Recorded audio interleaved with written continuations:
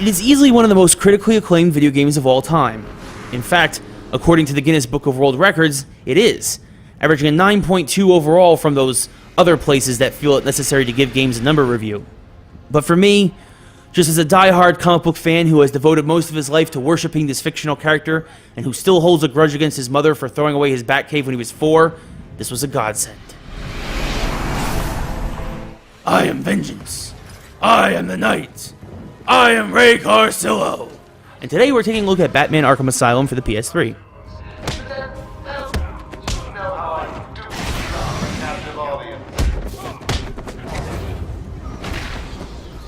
Now, normally, I would get this for the Xbox 360, but when I heard you could play as the Joker in the challenge maps only on the PS3, well, I had to give in to the exclusives.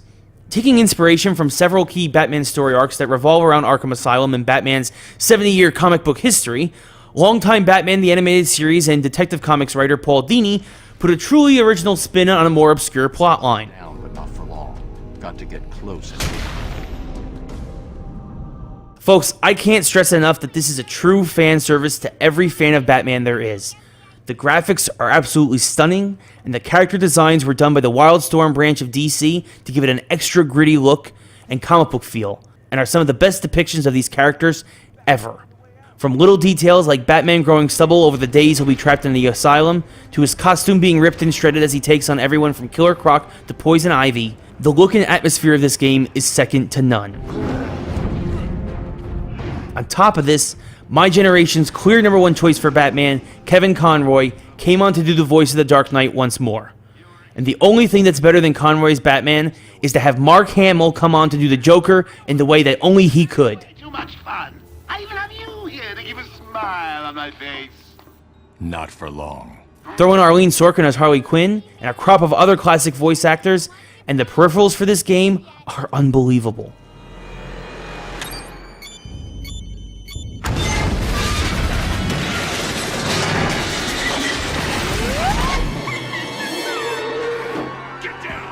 The greatest part of this game, though, and what really puts it over the top, is the gameplay. The fighting system is the most fluid I've ever seen from a third-person brawler. You can literally just move from opponent to opponent in one smooth and steady motion, and when you mix in the counter moves, you feel as if you're actually watching Batman dance. It just so happens to be a dance that knocks out opponents' teeth.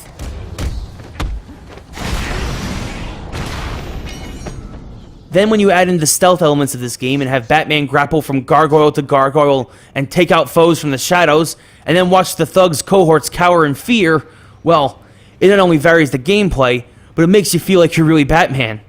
The only weak point for this game may have been the challenge mode, even with the extra exclusive Joker versions on the PS3. This mode features online leaderboards and has you work your way through various gauntlets trying to get the high score. Whether lurking around the shadows and taking out enemies without them knowing as fast as you can, or eliminating as many enemies as you can before taking a punch, the challenge modes are definitely, well, challenging, but also very repetitive. And after working your way through an amazing, simply amazing 20 to 25 hour single player campaign, the challenge mode just doesn't cut the mustard when compared to it.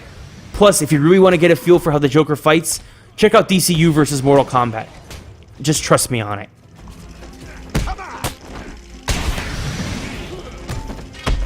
Even with not much to bring you back to it, aside from maybe the surprisingly easy to find on your first playthrough Riddler collectibles, Batman Arkham Asylum is a joy to play for any and every Batman fan out there, and is the pinnacle of comic book inspired media. Now if I can just find another toy Batcave.